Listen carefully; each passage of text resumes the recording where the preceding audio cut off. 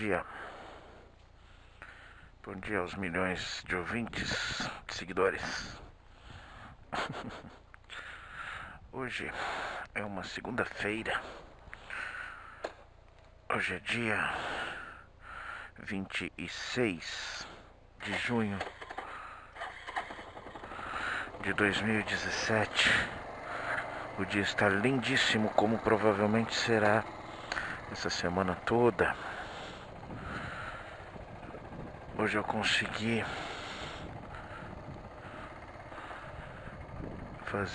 acordar mais cedo e fazer meus exercícios. Pouco mais de meia hora de exercícios, o que me orgulho muito. Hoje começam as férias de meio do ano do meu filhinho. As férias de julho que começam em junho.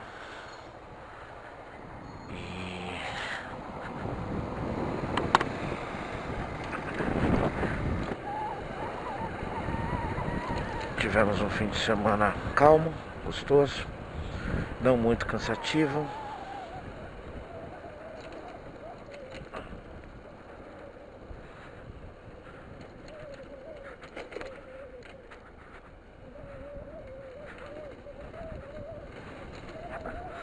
Por que eu encostei aqui na chave geral aqui do motor? Não sei porquê. Fim de semana, sábado, a patroa teve que terminar aí as faxinas e tal, as limpezas.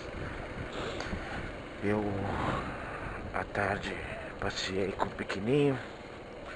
Fomos no tio, tem uma praça na casa do tio, que ele gosta muito de brincar na areia, se sujar.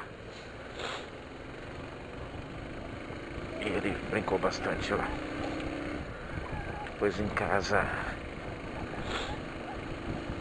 tomamos uma cervejinha, comemos uns salgadinhos e foi muito bom.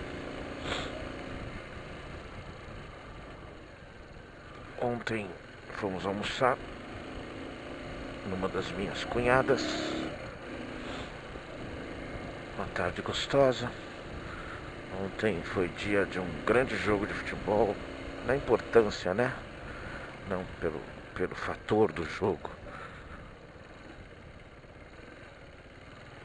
O melhor jogo de futebol desse campeonato até agora foi Cruzeiro 3-3 com o Grêmio. Jogo mais bonito, né? Mais franco, mais gostoso de ver. Mas pela importância, apenas para registro histórico, eu não gosto de falar de atualidades, mas é que o Corinthians vinha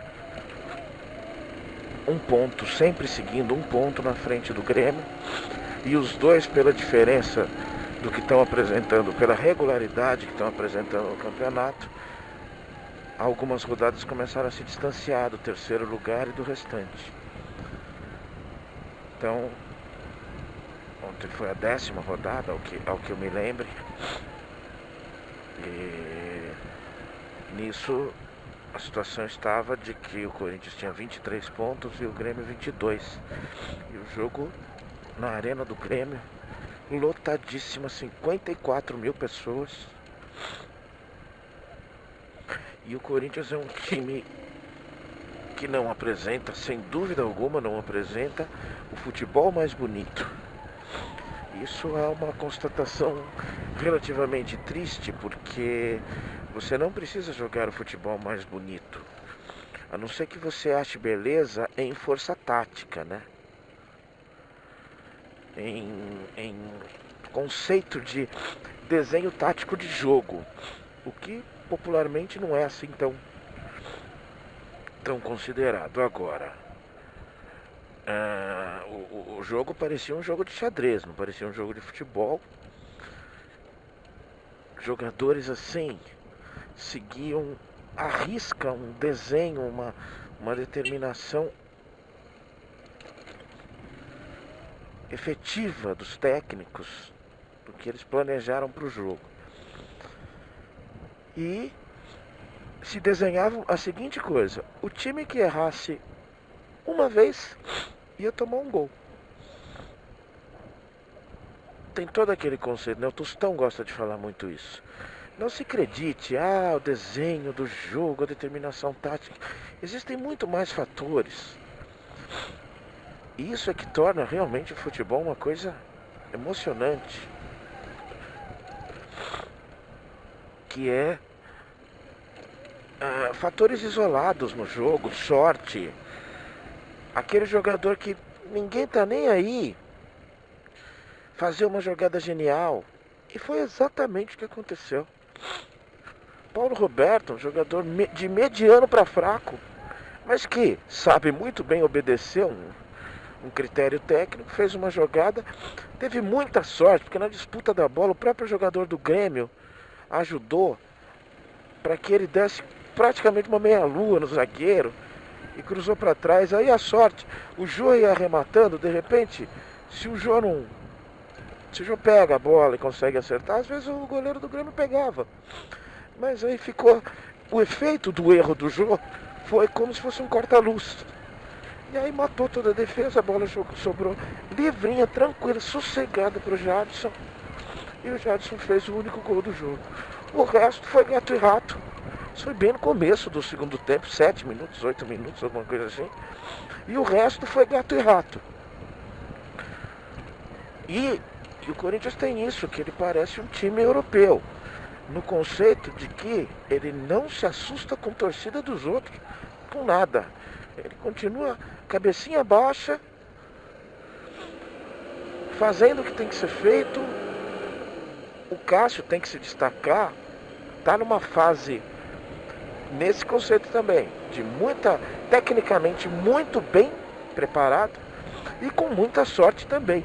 Houve um pênalti para o Grêmio e o Cássio defendeu. Mas diga-se de passagem, ele só defendeu porque foi extremamente mal batido. E o menino que bateu é um craquinho. É o melhor jogador do Grêmio atualmente. Então não dá nem pra culpar nada. Pênalti à loteria, se bater direitinho, cara. No canto, na bochecha da rede, como costumam dizer, já era. Nenhum goleiro vai pegar. Nem o Gida. O maior pegador de goleiro que eu já vi. Pegador de pênalti que eu já vi. Mas foi um jogo muito legal. Não só o fato de ser corintiano, mas foi um jogo bacana, um jogo de autoridade, onde o Corinthians aí sim se desponta hoje como um candidato às primeiras posições do campeonato. Eu coloco dessa forma que realmente, cara, Palmeiras, Flamengo ainda mais agora. Flamengo, eu não sei de onde vem tanto dinheiro. Não sei mesmo. Eu tenho que dar os parabéns para os caras. Se não está fazendo empréstimo, se não está antecipando cota de televisão, se está vivendo das próprias pernas, parabenize os caras. O Flamengo está desvirtuando o mercado de futebol brasileiro nesse momento. Assim.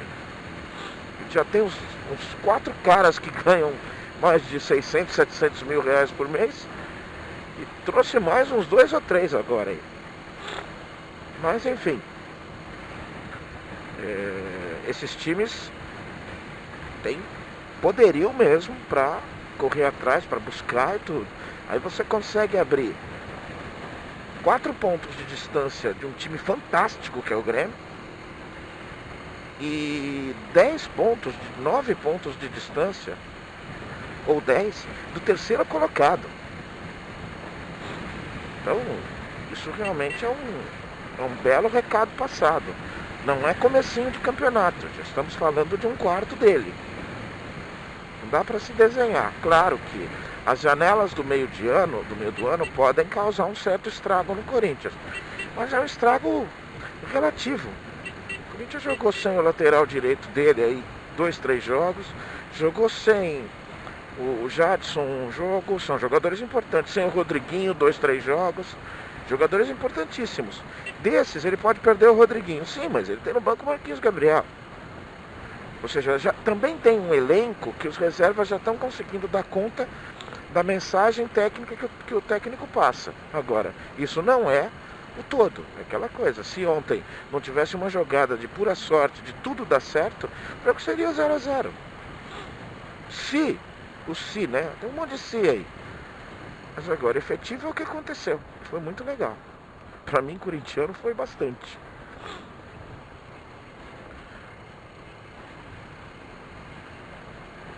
Vamos ao... Já que o assunto é atualidade, vamos também passar um registro aqui, para que quando isso for visto também a gente possa talvez dar risada, talvez comemorar uma melhora em relação a isso. Todo aquele processo da denúncia, da gravação, da JBS lá, do Joesley Safadão, que colocou fogo no governo Temer, que derrubou não, né? Que afastou o senador respeitado, Aécio Neves, está se desdobrando e algumas coisas a gente já percebe. Por exemplo,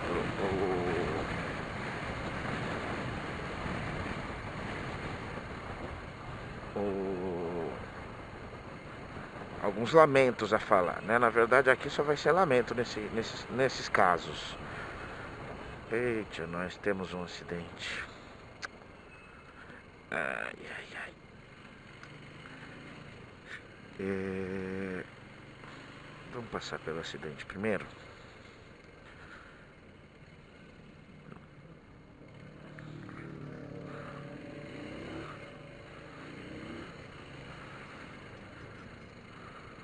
Ai, motoca. Os caras tá conversando.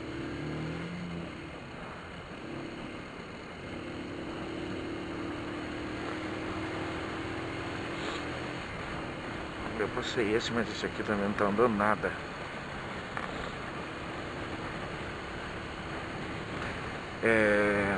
Pronto. E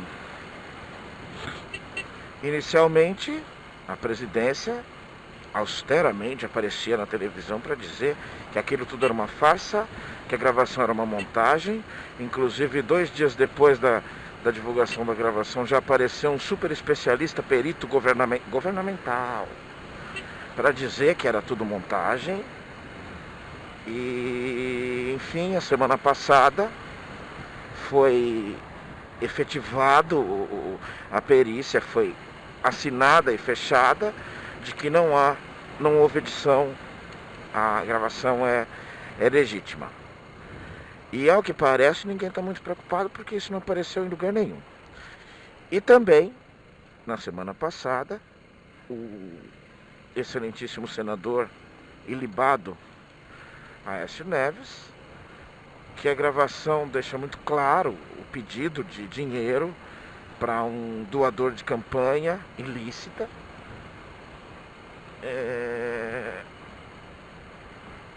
Ou seja, não tem muito o que julgar, o que se entender. Não dá.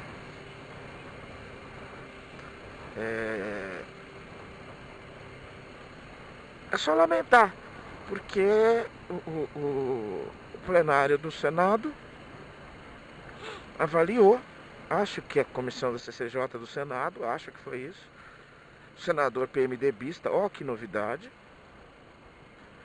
avaliou que não há provas de que Aécio Neves cometeu algum ato ilícito e não arquivou a denúncia. Eu não sei se agora, eu acho que o Aécio continua afastado, porque existe o processo rolando na PGR, na Procuradoria-Geral da República, eu acho, né? E tudo certo também, isso nem foi noticiado.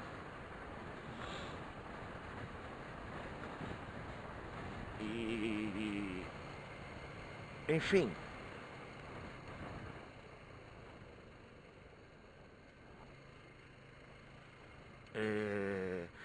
E aí teremos, no decorrer da continuidade, por exemplo, do processo do Temer, nós teremos o seguinte: o processo vai da PGR, da Procuradoria-Geral, ao plenário da Câmara dos Deputados, aonde 2/3 devem aprovar a criação do processo. Vocês estão nervosos. Ô, caramba. O carro, esse cara do K, ele precisa entender que ele tem um carro e não uma moto. O cara aqui, o mano da frente aqui, tá esperto porque ele tá muito preocupado com os outros, não.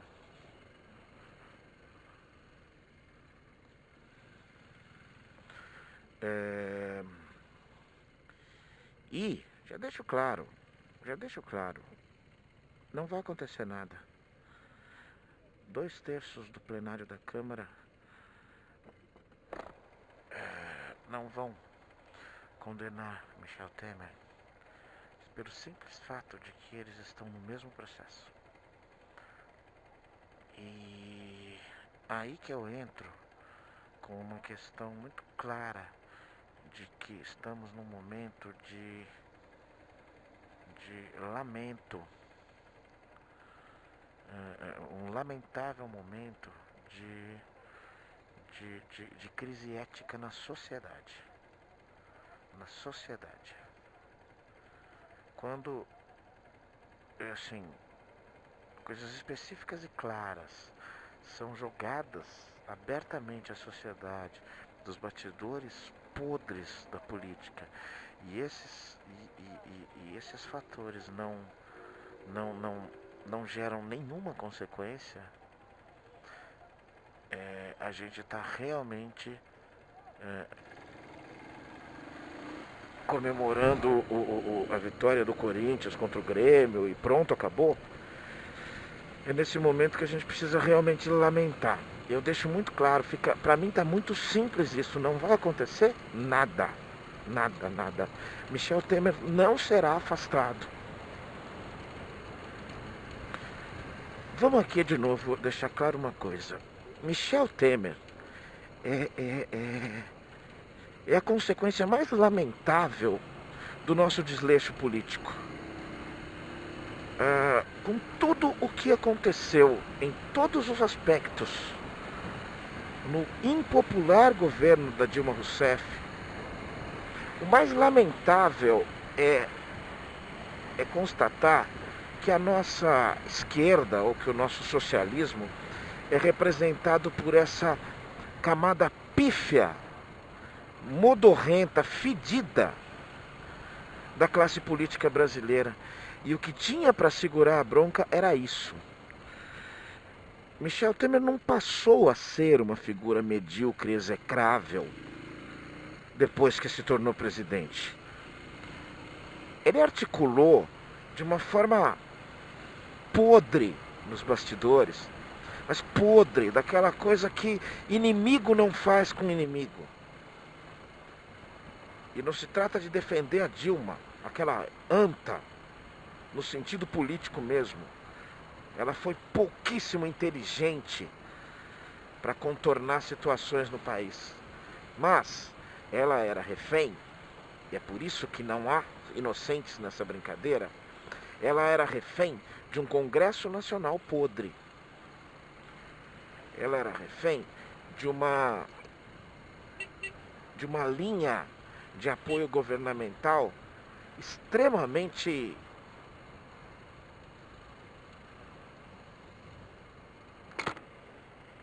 interesseira e de valores péssimos. Não havia na equipe dela nada que você pudesse dizer que daria para salvar eticamente alguma questão. Só existia apadrinhado, indicado de apoiador. Eu te apoio, põe meu sobrinho. Eu te apoio, põe meu irmão. Eu te apoio, ponha eu. Não é nenhuma novidade em nenhum governo, muito menos brasileiro. Não é novidade em Collor, em Fernando Henrique, em Itamar Franco, em Lula e em Dilma.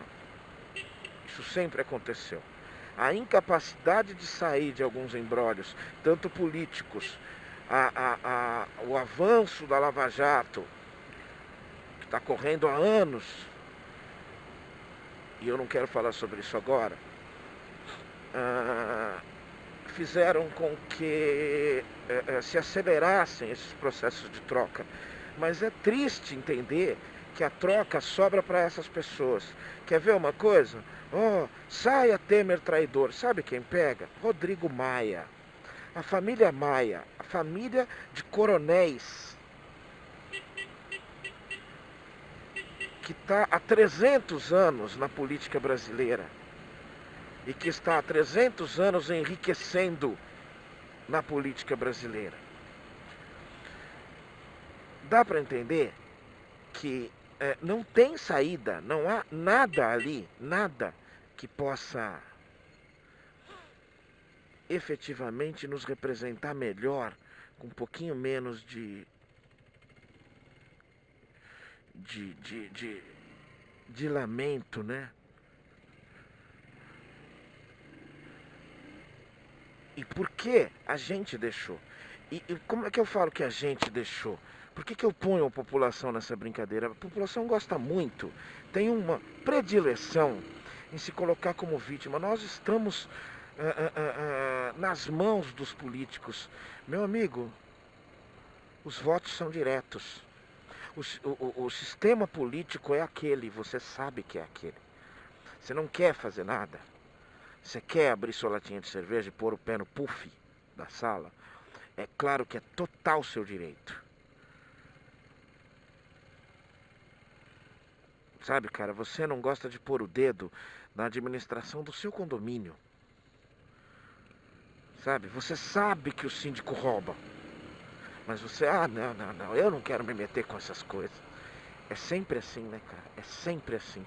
Seus filhos agradecem pelo ótimo exemplo de como não lutar pelo que é nosso, efetivamente. Sabe por quê? Por acomodação. Quem já conseguiu o que quer, não está preocupado em mexer muito, com medo de perder.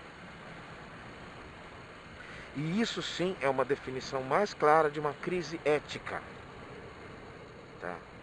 Eu não vi semana passada nada me dizendo, a não ser os xiitas malucos, dementes, do Leu na Veja Azar o Seu, falar sobre o Aécio. Aquilo eu não levo em consideração. Eu deixo assinado o canal, porque eu quero ver o que esses doidos estão pensando. Meu amigo, nessa altura do campeonato você está defendendo o Lula? Saia de perto de mim. Vai te catar. Sua bandeira não é minha nem um pouco. Eu sou esquerda. Eu sou esquerda.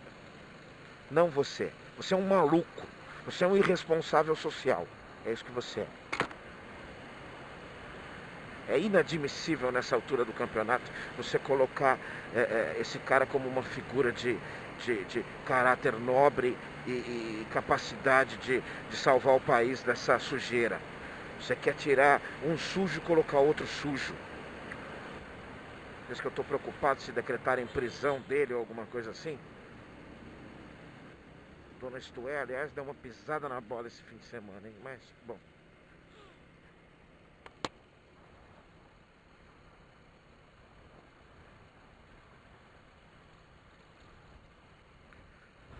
Os recados estão dados e todo mundo sabe de onde vem.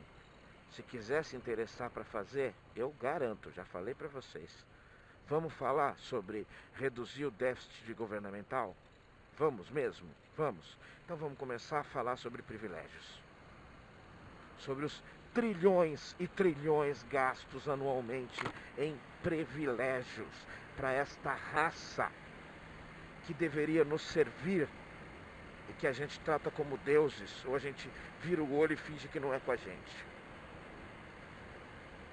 Eles deveriam ser presos por desacato à autoridade, porque o povo deveria vestir a sua camisa de autoridade. Mas não, quando vê um político perto, chama de doutor.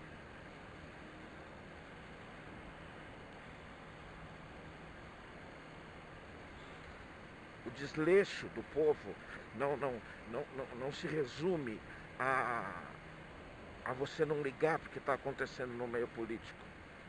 O desleixo do povo é realmente uma questão de valores, ou da falta deles. Completo. O povo não está interessado em saber que por culpa do desleixo dele, que gosta de falar lugar de bandido é lá e acabou, ninguém tem que fazer nada mais, hoje existem 15 facções criminosas que comandam 99% dos crimes praticados no Brasil. pelo desleixo, antes de qualquer autoridade, pelo desleixo da população. Da população. A população não acha um absurdo um político que desvia milhões, bilhões, não ser preso. Ela não acha, mas ela acha um absurdo o trombadinha de 17 anos conseguir ser preso e ficar 15 dias num centro de correção e depois ser liberado. Isso, eles saem nas ruas.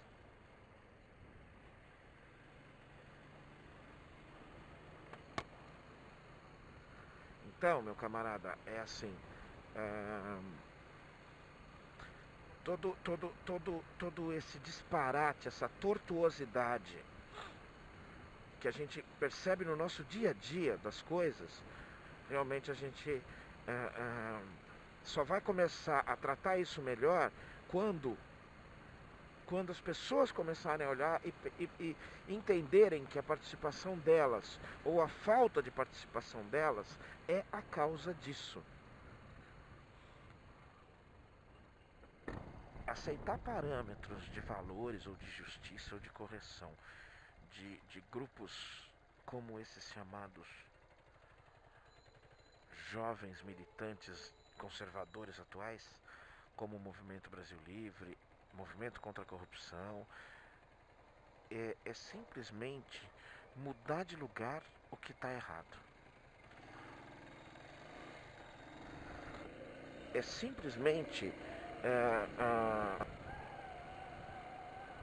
lavar mais uma vez as mãos, entregar de bandeja a quem nem chegou direito, a quem não entendeu direito ou finge não entender direito.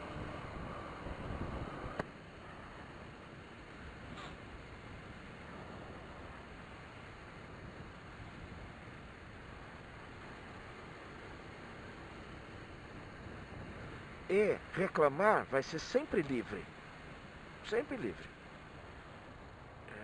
Não vai ser cobrado nada para você reclamar. Nada, nada, nada. Mas também não vai adiantar nada. Nada, nada, nada. E aí, no meio disso, dessa loucura toda, você vai encontrar um cara falando assim: eu quero que se dane, agora eu vou votar no Bolsonaro. É aquela coisa, mais uma vez eu tô lavando a mão e mais uma vez eu tô apostando na saída mágica. O meu Salvador me libertará. E aí eu vou entrar no próximo tema, que agora, talvez o próximo vídeo eu já fale sobre isso, que se chama idolatria. Idolatria é o resultado de uma preguiça de atitudes.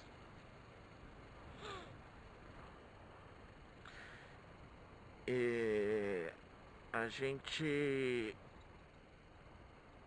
passa muito tempo dedicando a outras pessoas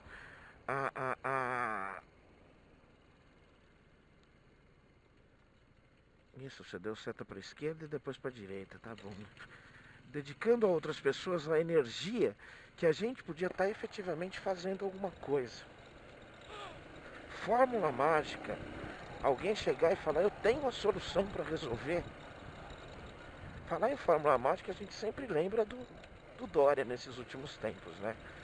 Dória está se enganando. Dória está querendo, dentro do PSDB, ele está querendo brigar e contestar Fernando Henrique Cardoso. Sabe onde você vai parar dentro do PSDB, Dória? Cuidado, cuidado, tá? É o mesmo que um cara no... Não se trata de estar certo ou errado. É a mesma desinteligência que se um cara dentro do PT começasse a falar mal do Lula.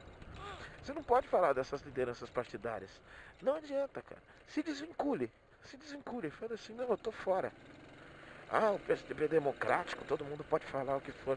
Fale, beleza. Ignore. Como toda atitude prepotente, você ignorar é tudo que ele precisa. E é tudo que você não precisa. Mas enfim, quem sou eu, né, cara? Quem sou eu?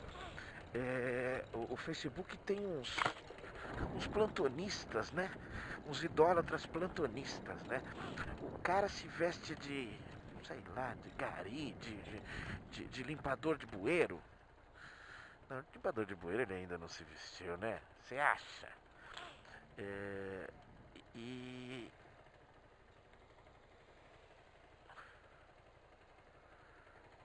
o cara se veste de limpador de bueiro e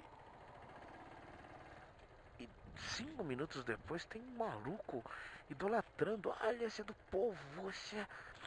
Cara, você precisa disso mesmo, cara? Nossa, ele fez coisas, né?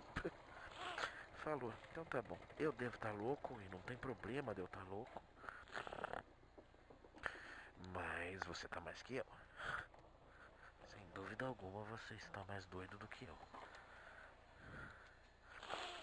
Isso aí, boa semana a todos nós. Disposição e produtividade a todos. Até mais.